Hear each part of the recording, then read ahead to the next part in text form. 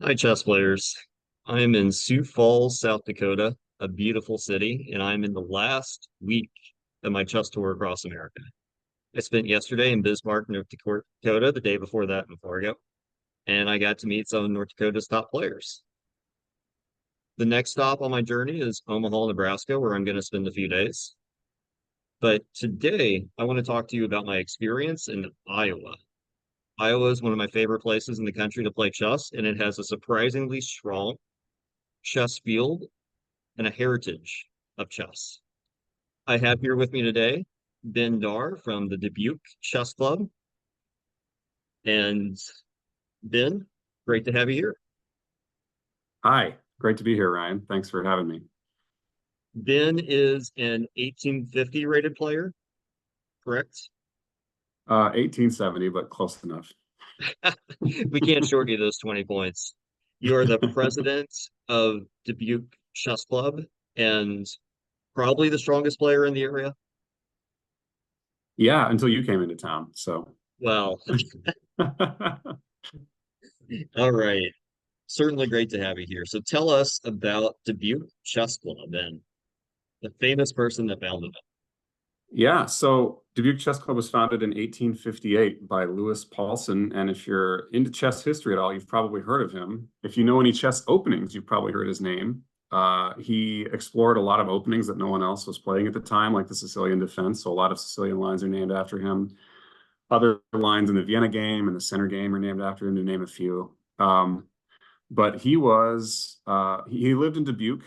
He moved to Dubuque from Germany in the mid 1850s. He started a chess club, and Dubuque was a real it was the farthest west city in the U.S. at that point, and well, at least in that area, right, like west of the Mississippi. So he was kind of a big fish in a small pond.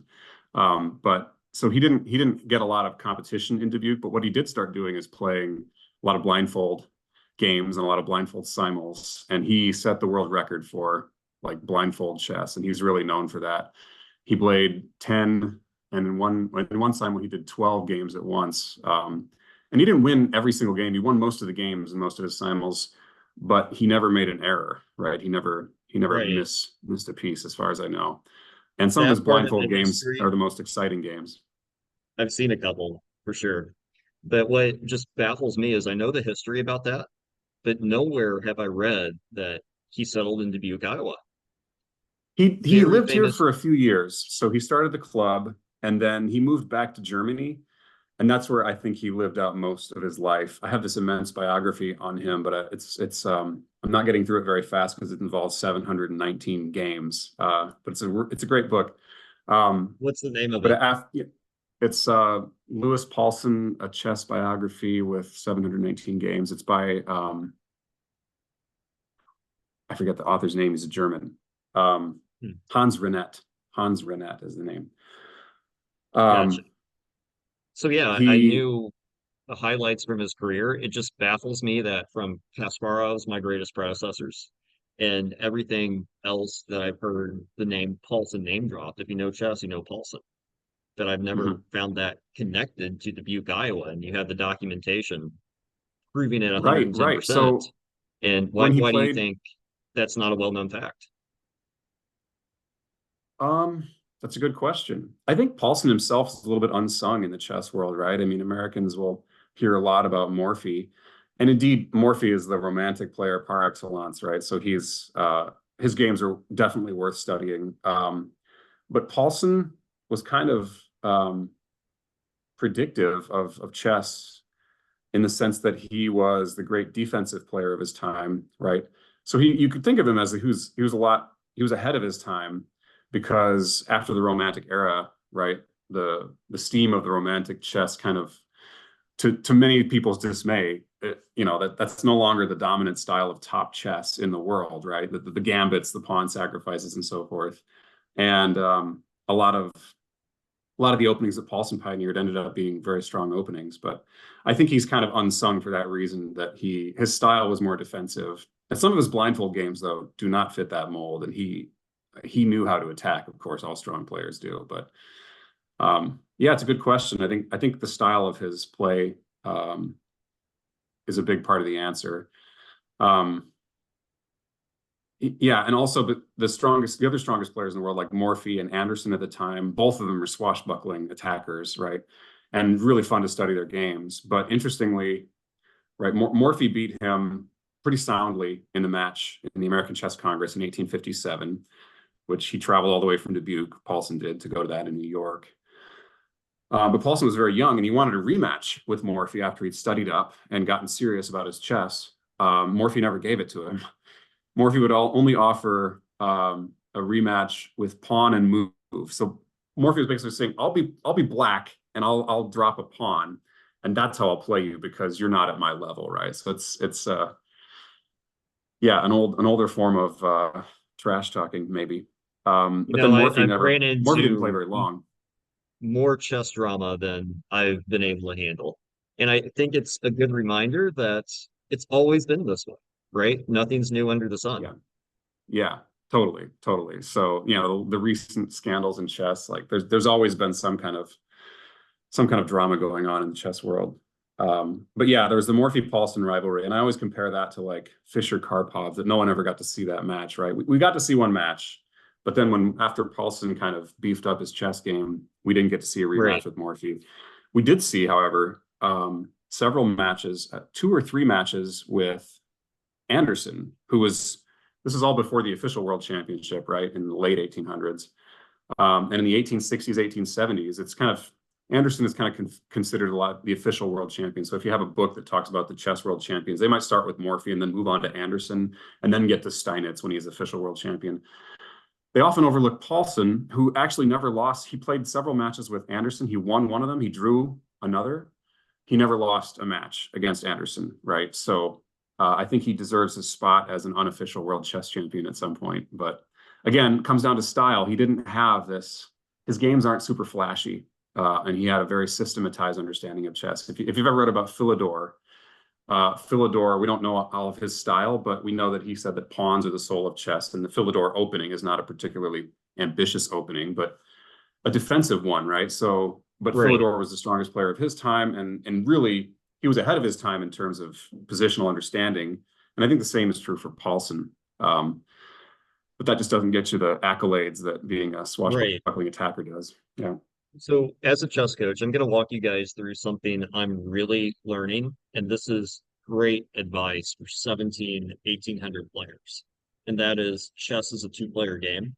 Everybody loves to attack, but a great indicator of what your playing strength is how hard are you to checkmate. If you can't be Right. checkmated, you can win the game later, but you have to stay alive.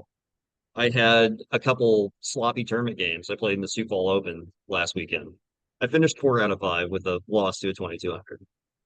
But Nice. in two of my games, 1500, 1700 players, much, much lower rated, they had good positions against me.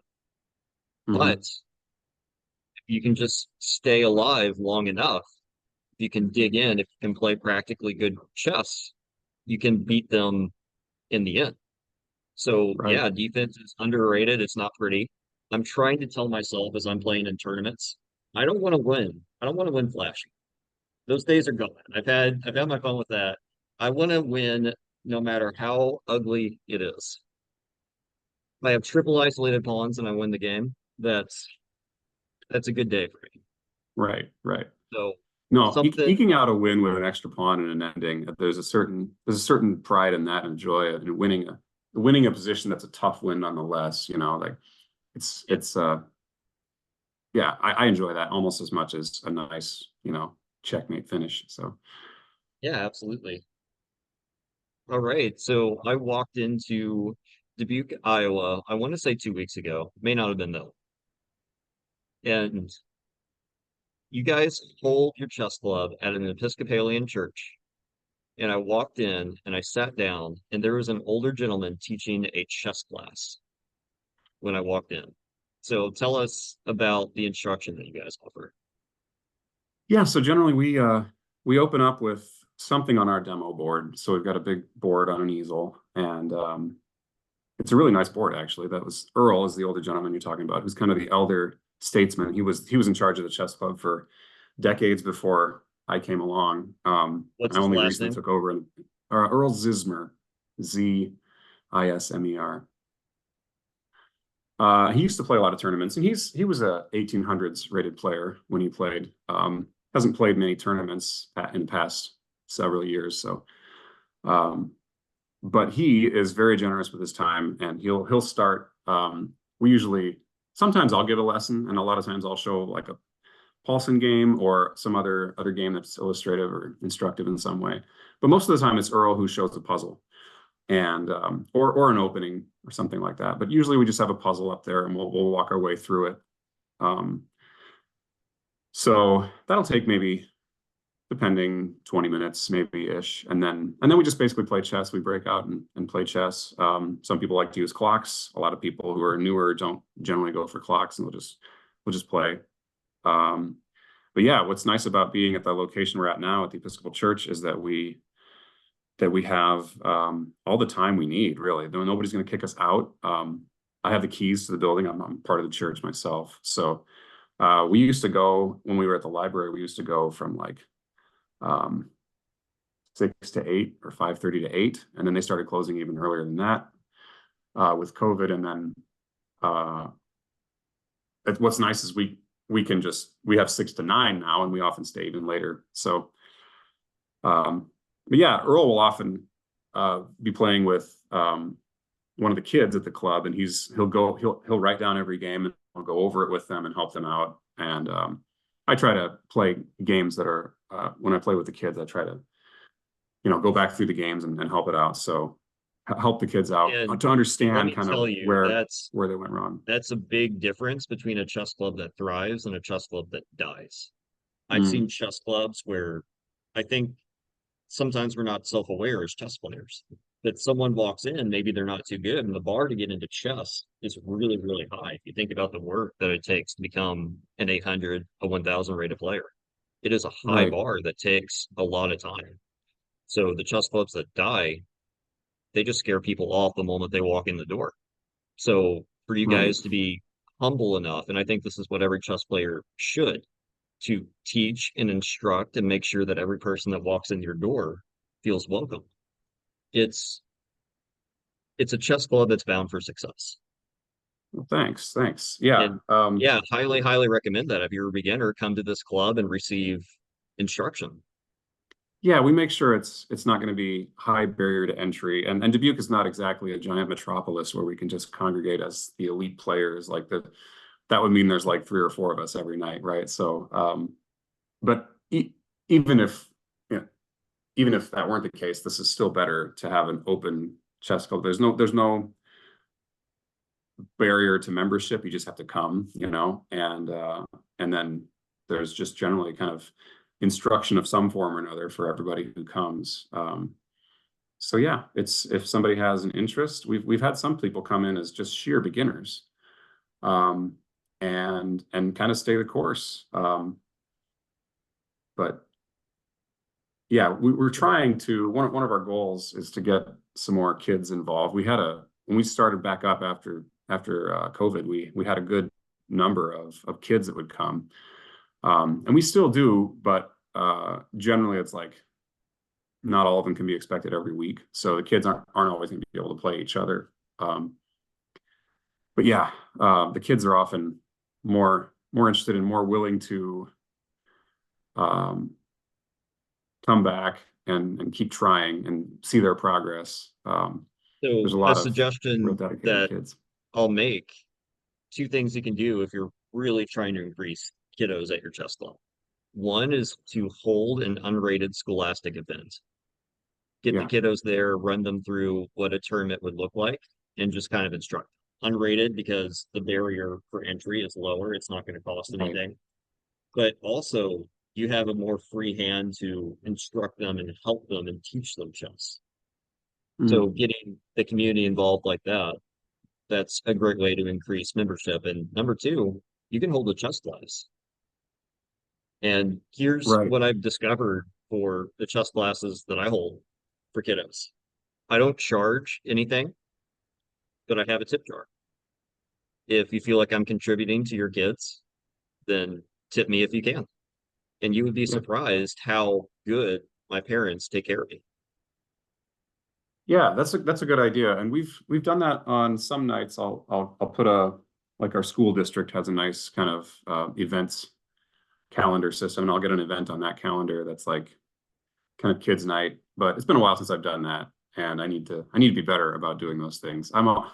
What's tough is I always like to play more than I like organizing these things, right? So you kind of have to make a bit Right. of a sacrifice to do that, to keep things going the way they should be. Um, I think the hardest part of my job is that there's opportunity everywhere. And I have to yeah. really prioritize what is it that I'm going to lock down and bring to fruition. But yeah, too many good options. Analysis paralysis. Right, right. All right, excellent. So I really enjoyed the chess club. To me, chess is a sacred game. So to go into a church where it's a little all-inspiring, the environment, and I really enjoyed it. But it was a balance between you guys weren't stuck up. Towards the end of the night, everybody loosened up and we had some good laughs. Not necessarily we were behaved enough, we'll put it that way. But Yeah, it was a right. nice balance between a somber environment and a lighthearted fun time. Yeah, yeah. It's kind of a magisterial game, you know. So there needs, I mean, the church is actually a pretty good place. I've gone to a lot of chess tournaments that are at churches, and it's a place where you're kind of naturally going to be a little quieter, and that that lends it a very chess friendly atmosphere. So I think that's also good for the club. All right, so let's talk about your hopes and dreams. You are an 1870 rated player. I'm going to round up to 1900. The difference between you and a 1900 is the 1900's won one more chess game, right? Right. I got the 1899 once, so Uh, all I was so right. close. So at this high 1800, 1900 level, what is the game of chess? How would you describe it? How would you describe your skill level?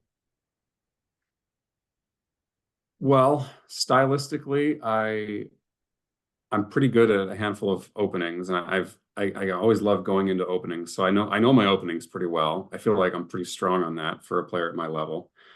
And especially since I choose a little bit off the beaten path openings, I like to play gambits. Um, but I'm also, and this is not what people think when they see a player that likes to play gambits, I'm also really into end games. And I think that's probably the strongest part of my game. I've read a number of books on end games. Anatoly Karpov, a lot of his games I've studied, and especially his endings. And it's just a really beautiful part of the game to me. And what I love about end games is you can calculate further, generally speaking, because there's less to calculate, like there's less chaos. So you can start to see further as the end game goes on. And there's end games are quite tactical, and you just have to get to know the usual kind of end game tactics that can decide things. But so those are my strong areas, but then I feel like I'm weak in the middle game perpetually. It it's if there's an opening that I'm familiar with that we fall into this middle game, I know the plans, then I'm really set. But if I get off my beaten path, for instance, I played it as a d4 and I played knight f6. I tried to get into a Benoni, but if you're not careful, you can find yourself on the black side of a Sicilian, which I never play. So when I get there, I have trouble in the middle game. Um, so that's my general And kind of style, I suppose.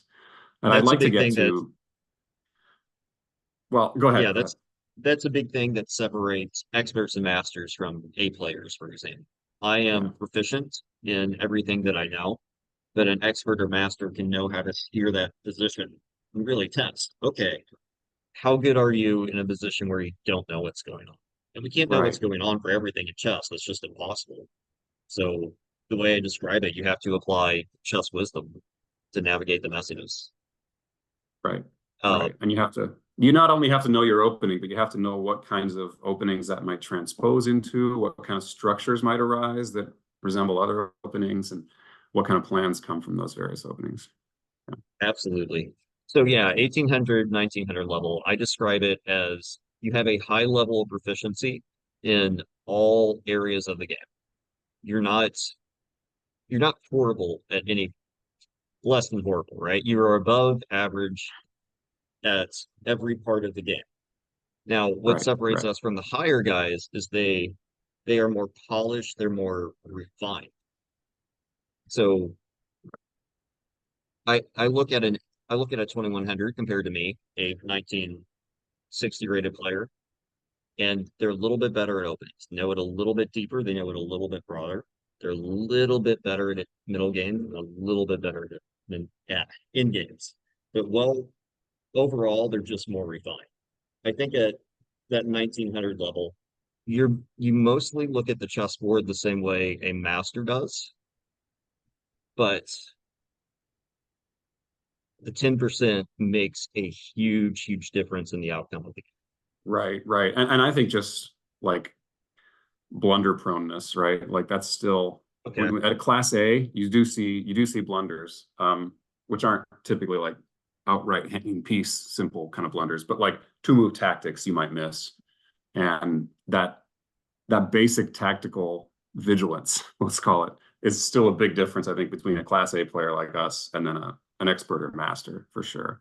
That's just much Right. rarer to see those kind of, and those are often just game deciding, right? You just one move. Like I can look at a lot of my losses even today and just say, well, I played really well except for that one move. And maybe it was time trouble, right? I still have time management issues, but Right. That's that's just the old huge. blunder check. Yeah. But I don't think 1900s make unforced errors. One way that I look at ratings, I think every player has a move counter. If you play so many moves, you make a blunder. I think Mm, what higher rated players can do is go farther and deeper without making that blunder. So everybody makes a blunder, but the question is how much pressure has to be applied for you to make that blunder? right. And then how many moves can you go without it? So that's my own take, but I always enjoy digging into how people evaluate different levels of chess because a beginner looks at the chart, right, and has no clue what do these ratings mean? What does this mark mean? And I Yeah. really enjoy diving in and trying to explore that to its fullest. Yeah, it's All interesting. right. In tennis, there's like a rating system, but it's it's like 3.5 and 4.0 and 4.5 and so forth. But at each level, there's like a description of like, okay, this player can hit top spin, this player can hit lobs really well, this player knows how to overhead, he can come to the net, right? It'd be interesting to try to get something up for chess like that, like what's a class C player able to do and a class B player that's not, what's the difference in terms of like qualitative skill sets? That would be interesting to me. Right. And I'm trying to explore that to its fullest extent. Yeah, interesting. All right. So what are your hopes and dreams in regards to chess? Well, I'd still like to make expert. I don't know.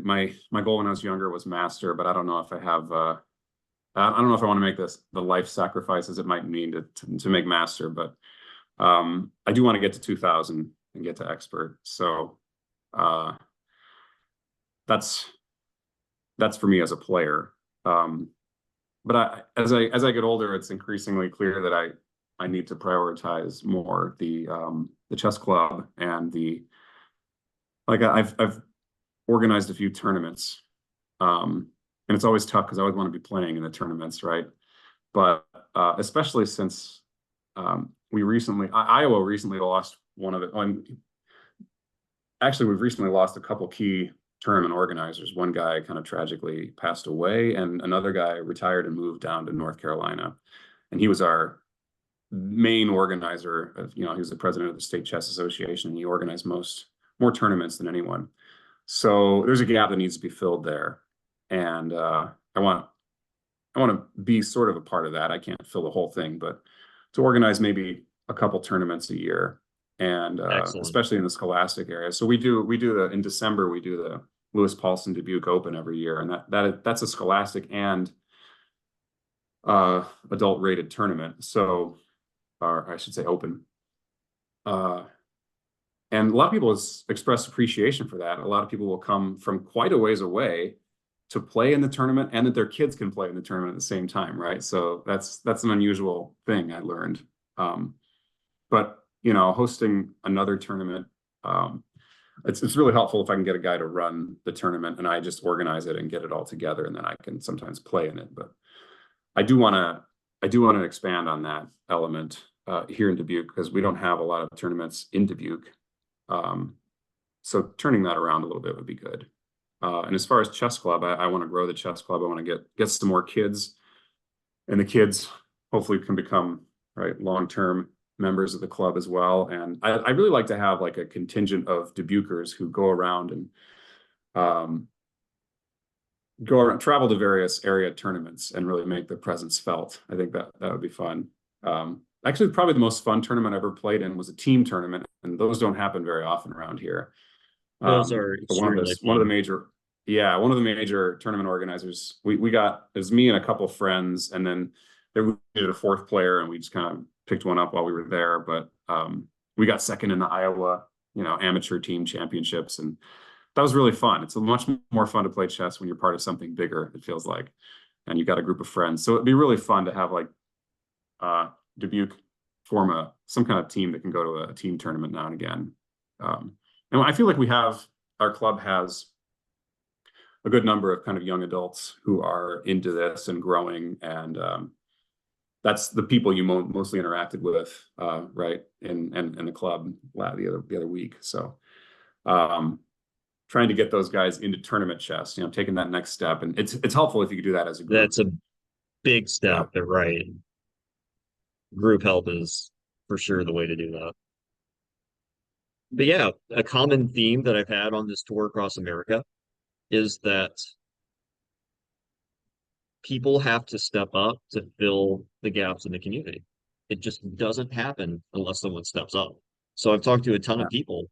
They weren't happy with either the lack of chess in their area or how the chess in their area was being handled. So they step up and fill the gap. And that's yeah, something that I 100% encourage any chess player out there to do. It does not happen without yeah. organizers. I think one of the difficulties with the chess community is that most of us are kind of introverted. That there's a tendency to, we all just want to play chess, and that there's a certain personality that often comes with that, and it's not often the right skill set to reach out and publicize an event or um, to go on social media or YouTube or to get people together and to want to take to kind of organize a big tournament and be accountable for all the disputes that might happen and so forth. It's a very different and intimidating skill set for a lot of people who are naturally inclined to play chess. I think it's so that's me at least anyway. I don't know if I'm extrapolating too much, but that's me. But I do recognize that there's that gap, and that I could probably improve the chess world in my local community and in Iowa more generally a lot more if I took that route than just focusing on how well I'm playing, right? So Yeah, absolutely. I was really surprised when I stepped foot in Iowa just how strong the chess players were there. I think in the Iowa Open there were had a couple IMs, some 2300s. Iowa's a pretty strong state when it comes for chess.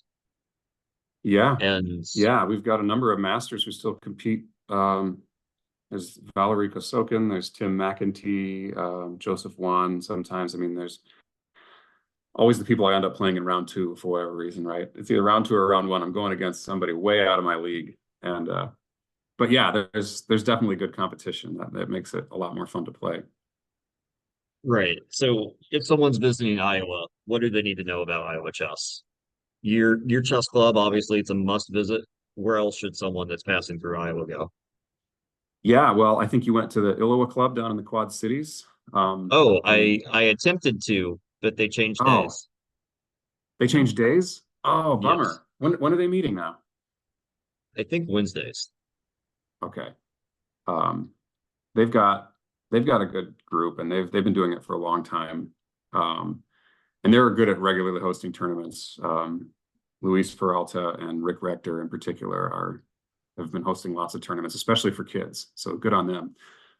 In Cedar Rapids, um, there's a good chess club. You did get a chance to go to that one, right? Cedar I Rapids Club. did thoroughly enjoyed it. Good, good.